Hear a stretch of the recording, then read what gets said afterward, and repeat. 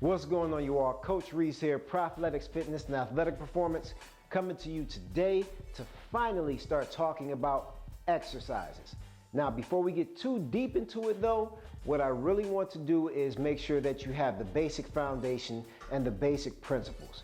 What a lot of people make the mistake of is trying to skip too far ahead, looking at these fancy Instagram videos of these super magnanimous exercises, in which we'll get into later. They look at those and they don't have any key principles on the basics. So today's subject is simply what is a compound exercise versus an isolation exercise. The most effective of the two is going to be the compound exercise. The compound exercise is an exercise that involves multiple muscles at one time. Multiple muscles are being exercised at one time. So you have a prime mover in that exercise, which will be the bigger muscle group, and the supporting muscles will actually assist the prime mover when it gets fatigued.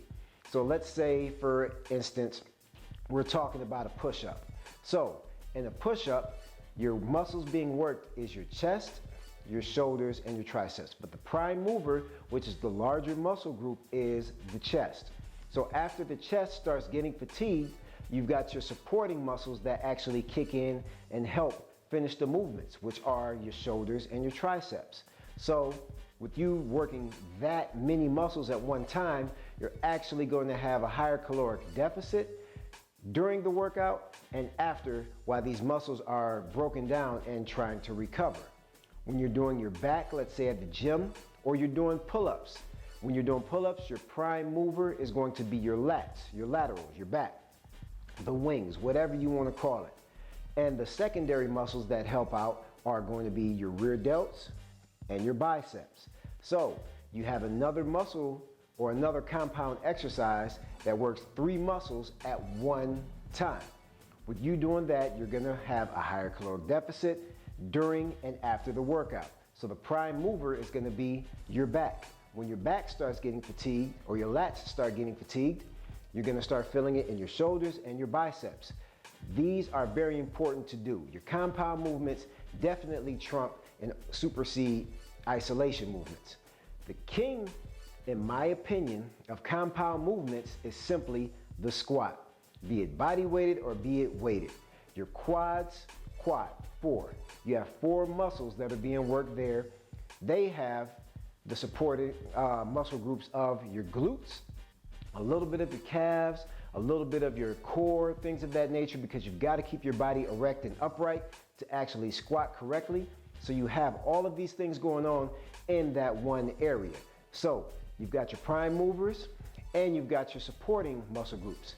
Now, when you're doing isolation exercises, which is, in my opinion, more so for ego, for show, but can help out when it comes to compound exercises as well, when they assist prime movers, you're talking about things like bicep curls. You're trying to sit there and isolate your biceps, which happens to be the smallest muscle group. So you're not going to get that much of a caloric deficit during your workout, nor after your workout. Triceps, your tricep extensions, things of that nature, those are the pretty show muscles, but it takes a lot more when you're actually doing a compound movement. And keep in mind too, with a compound movement, with you working multiple muscle groups at one time, it's going to take more oxygenated blood pumping from your heart to get to those muscles. So when you're actually training and you get done with a set, let's say you get done with a set of, I don't know how many push-ups you want to do or whatnot. Somebody doing push-ups would be more winded than somebody doing bicep curls, because it's taking the heart more oxygenated blood to get to those muscle groups, versus somebody who's just doing a bicep curl who's doing small muscle groups. So when it comes to leg training, with the quads being so big, they are hard to train. That's why a lot of people avoid legs, unfortunately. I'm never suggesting that you avoid legs. I actually suggest that you train them twice a week or more if you can. But with you working such a huge muscle group, people always ask me, especially my clients, why they're out of breath. Why does it feel like they just ran or something like that? And I explain to them that because your legs are demanding more oxygenated blood for you to keep those reps going while you're working out. So compound movements definitely trump isolation movements.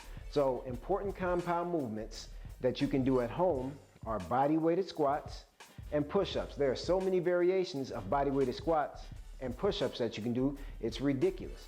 You can also do lunges at home. You can do your step forward lunges, your drop lunges, your lateral side lunges, things of that nature. When you go to the gym, the main compound exercises that you can hit is any variation of your bench presses, your flat bench, your incline bench, your decline bench. If you're at the gym, you can do your lats, you can do your lateral pull downs, your lateral rows, your bent over rows. When it comes to the legs, I suggest your squats, leg presses, and walking lunges with your dumbbells to your side. Those are the main exercises that I would suggest that you all get a hold to. But after you start working on your body weighted exercises first, I would rather you get your body weighted exercises going first.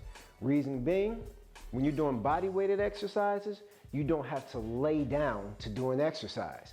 You inadvertently do a plank when you're doing a push-up because your body never touches the ground. Versus when you're on a bench, you lay on the bench.